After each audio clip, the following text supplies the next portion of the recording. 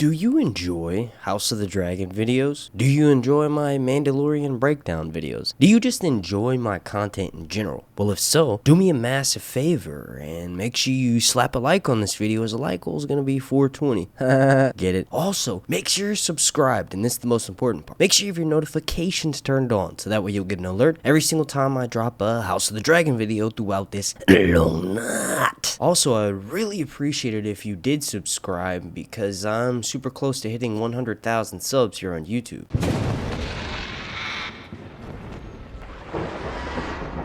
In this video, I want to discuss in particular a certain scene that was used to audition for the casting of Rhaenyra, who will play a major role in House of the Dragon, as well as some more leaked information and some rumors regarding plot twists that are changes from the novel. And remember, take this information with a grain of salt, as it could be a load of bullshit, but nonetheless, it does its purpose and gives us entertainment throughout this long night. Now, if you saw the thumbnail, you're probably like, the new Daenerys. What? Dany, my queen, could never be replaced. No matter how hard they try, there will never be anyone who could ever fill the void that Daenerys left when she died and when Game of Thrones Season 8 ended. Well, this new series, or this prequel series, is going to be called House of the Dragon, will have several characters that will mirror counterparts from the main series. The main reason being is because they want to sort of channel the magic of the original series by having characters set in a different place in time, but ultimately in the same world, and you'll realize that a lot of these personalities are similar to previous people who existed in history, those being the main members of this cast. Now, one thing that I always sort of glaze over in a lot of my House of the Dragon videos, I'm going to spend a little bit of time ranting about it in this video, and then I'll jump into the leaked information, but that's the timeline for this show. Now, the juiciest part of the Dance of the Dragons happens towards the end of it, actually, around like 129, 130 AC. That's when literally all of the main figures go head to head, and this is when all the dragons start dying. So since this is a TV series and it's an adaptation and it's not going to be exactly the same, the timeline is going to be skewed. Like Viserys may be alive longer and take part in some of the events that he didn't take place in Dance of the Dragons. I think that by the end of season 1, we will have a full swing at Dance of the Dragons. That's the main point of this story. And obviously those events are going to be stretched out, and that's what's going to take part over the many seasons of this show. But I promise you that for the most part, it's not going to be a mirror adaptation, meaning that the timeline of like the 5th year anniversary that happens, I think it's in 111 AC, will likely take place much later. And maybe it won't be a 5th year anniversary. Maybe it'll be a 10th year anniversary. We don't really know. Once we start finding out more of the cast members, aside from just Paddy Considine, who's been confirmed to be King Viserys, once we find out the age of a lot of the other members of the cast that are going to be playing these characters in this story, that's when we'll be able to figure out a timeline of when they're going to start. Now, it's not going to be in a set year going by the book's timeline. It's going to be a mix and a mash. And I'm actually sort of glad about that, because it keeps us guessing. Every one of us who has read the books and who have studied this story to a T like myself are already going to know what's going to happen. It'll be nice and refreshing to have things mixed and chopped up a bit. You all let me know what you think down below in the comments section. With the news that Ryan Condal is such a massive A Song of Ice and Fire and George R. Martin fanboy, I am well assured that we are in good hands. Also, you got to realize that Miguel Sapochnik has the motto of, if it ain't broke, don't fix it. Meaning that all of the magic and all of the amazingness from the first series is going to carry over into this next one.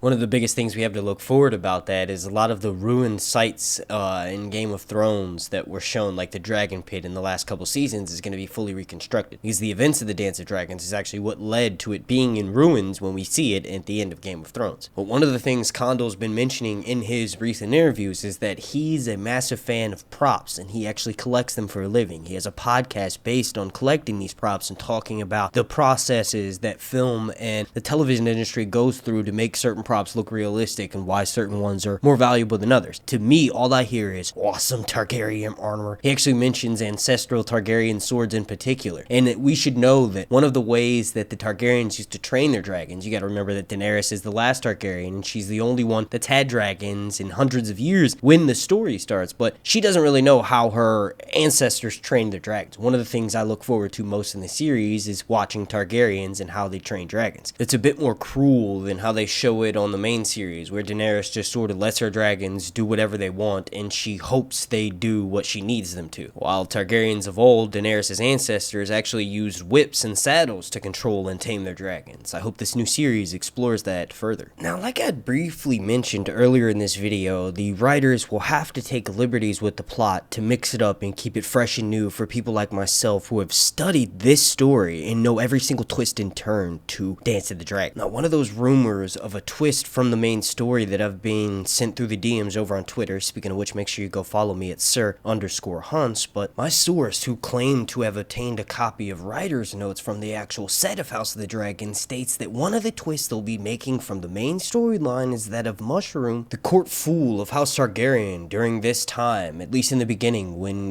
King Viserys, Rhaenyra's father, is still in power. He's considered stupid and lack-witted by many of the higher-ups and nobles in King's Landing at the time, but in all actuality, he's a lot smarter than they think, and because of this, he's privy to a lot of their secrets. But one of the divergences they're taking from the main storyline is that apparently Mushroom will play a much larger role, and he will actually play a confidant to Rhaenyra throughout this entire series, as the two of them are secretly in love. Now, I, like you, scoffed at the thought of that when I first heard it, but it kind of makes sense. When you delve further into the story, you realize that Mushroom has claims that when Rhaenyra was coming of age, her uncle Daemon used to teach her in the ways to please a man. Now, mind you, most of Mushroom's claims are in fact salacious, but there is a claim that he states that apparently he took part in some of these lessons in which Rhaenyra was taught how to please a man by her uncle Daemon. Now, that information by itself doesn't really make much sense, as I doubt that they would choose to do that with the storyline. I mean, Mushroom does play a pretty major role in this story, although there were actually some people in my comment section who thought that that Mushroom wouldn't be cast as because, you know, that would be making fun of dwarvish characters, as if Game of Thrones has strayed away from that in the past. Boy, are those fucking people wrong. But Mushroom will likely be cast, and when you combine that information of that sort of plot twist or deviation from the main storyline, along with the fact that one of my other sources tells me that apparently Josh Bennett, who is an actor that played a dwarf in Harry Potter, is supposedly on the shortlist to play the role of Mushroom, and his casting will be announced relatively shortly, as in before the end of this year, alongside Rhaenyra, Alicent, and Prince Daemon himself. I think that he will be a main character, and maybe the combination of those two things, or at least part of that information, may be true. You all let me know what you think about that down below in the comment section. Remember, Mushroom did spread a lot of salacious claim, but imagine how much interesting this story is if there is something crazy like Rhaenyra not only, you know, secretly marries her uncle Daemon, but because she realizes that Daemon isn't faithful, she herself isn't faithful, and that relationship is more of like a strategic one that's used to further their power in the kingdom and maybe further the reach of their influence. Maybe they will take on other lovers and confidants. Daenerys sort of did that thing with Daario Naharis and was almost going to marry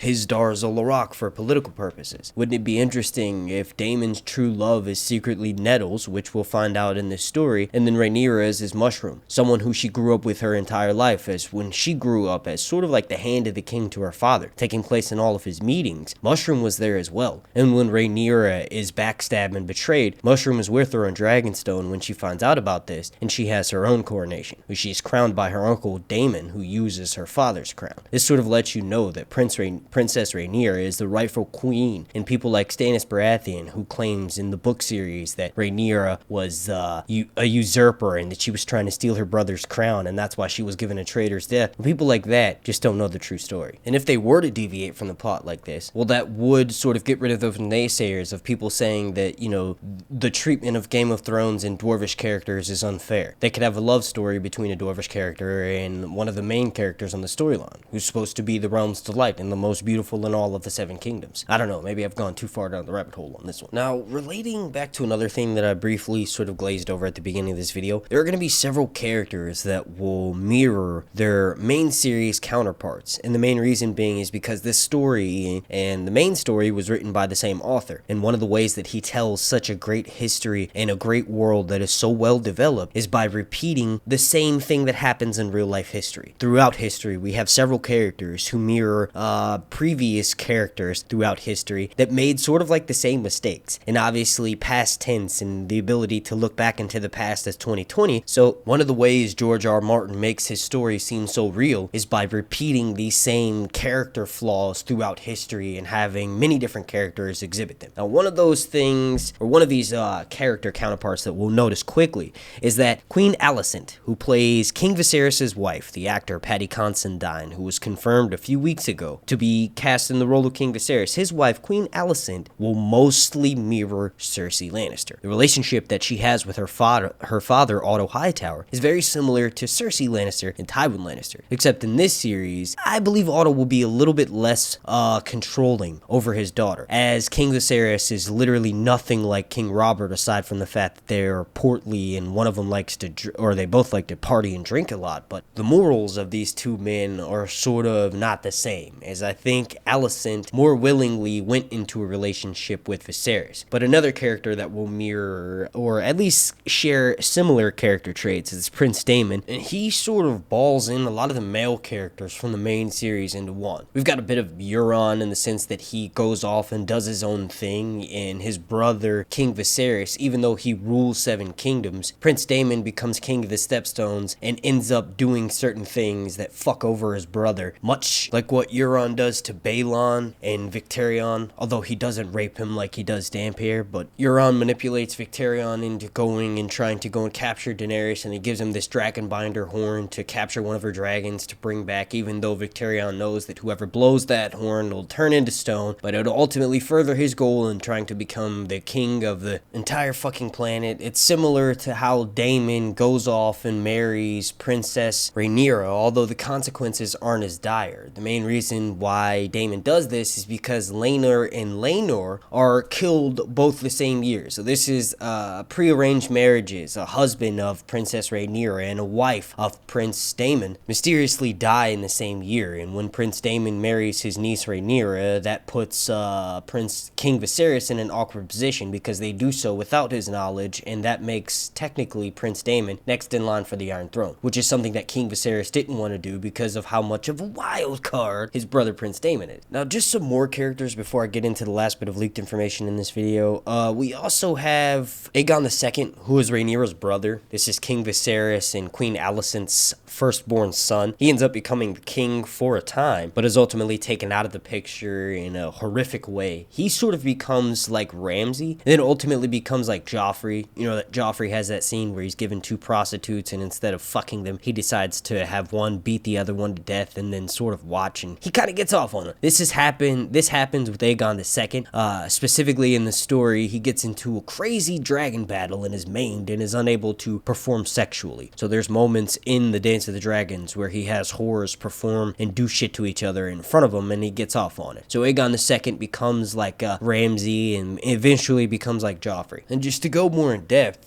King Aegon II, eventually King Aegon, but Prince Aegon II doesn't really want the crown. His mother sort of forces him into doing it. This is not the case with Cersei and Joffrey, as Joffrey very much so wanted to become king, the sadistic bastard, but he's sort of pushed into the role. And the events that happen after he takes on the crown, even though he sort of knows that it should have gone to his sister Rhaenyra, his sister from a previous marriage, so it's his half-sister. Even though he knows that it's rightfully her crown, he takes it. And what happens after that, the events in the war of him getting horrifically maimed and the things that happen, cause him to turn more twisted. Now, mind you, he does not like Rhaenyra that much to begin with, and he also doesn't like any of her kids, because her kids means that he gets pushed further down the line for the Iron Throne. But because of this, he grows up his whole life never expecting to take on the crown. So it'll be interesting to see which way the show plays it, as he's more of just sort of like an innocent victim of his circumstances, or if he kind of secretly always wants to become the king, which in my opinion, that's more like his brother Aemon One-Eye, who is a bit of Joffrey and Ramsay as well. Aemon One-Eye is the more sadistic of the two in my opinion, especially in that scene that happens with Lucerys. And the last bit of leaked information that I want to discuss for this video is another foreshadowing comparison, but that's Rhaenyra and Daenerys. Now, Rhaenyra is like very similar to Daenerys in almost every single aspect, except for the difference is that Rhaenyra, much like Daenerys, grew up her entire life knowing she's next in line for the Iron Throne and then has it taken from her. Whereas Daenerys grew up her entire life knowing that she would have to take the Iron Throne. So there'll be an interesting similarity there. But my sources tell me that there is an auditioning scene that's being used to audition actresses who are going to play the role of Rhaenyra, in which Rhaenyra takes part in an actual dragon hatchery scene. In this scene in particular, Rhaenyra is shown walking out of the flames holding multiple baby dragons, and this actually happens in the first episode, and it's said for her to walk through the flames carrying multiple brightly colored dragons. Now, if this information is true, well, that would then of course mean that Rhaenyra and the actress that's playing her needs to be able to channel her inner Daenerys, as in Game of Thrones Season 1 Episode 10, where Daenerys famously walks out of Khal Drogo's funeral pile holding Viserion, Drogon, and Rhaegal. The only reason why I gave this leaked information any sort of bit of credibility is the fact that, if you're unaware, Dragonstone actually, when Targaryens were in power in Westeros, when they were at the height of their power and influence, Dragonstone was the home to many dragon hatcheries. And at this time period in which Dance of the Dragons and this new Game of Thrones prequel series takes place, Dragonstone had active dragon hatcheries. So with Rhaenyra being the Princess of Dragonstone, which traditionally means that they are next in line for the Iron Throne, it's of course Prince of Dragonstone or Princess, whichever one it is, they reside in Dragonstone. So I think that there may be a small chance that we could see Rhaenyra holding multiple baby dragons in the very first episode of this series, just to give us true Targaryen fans something to reminisce about. As I don't know about you watching this video, but that is the scene that made me fall in love with this series. Alright, I want to thank you all so much for watching. If you could please slap a like on this video. The like goal is going to be 420. Also, make sure you're subscribed and every notification's turned on, so that way you'll get an alert every single time I drop a video throughout this long night. And then you can help me reach that goal of 100,000 subscribers. Also, super special shout out to every single person you see listed right here who is a member of my Patreon family over on patreon.com/HuntsReviews. I want to thank you all again so much for watching. My name is Mark, and this has been Sir Hunt's Reviews.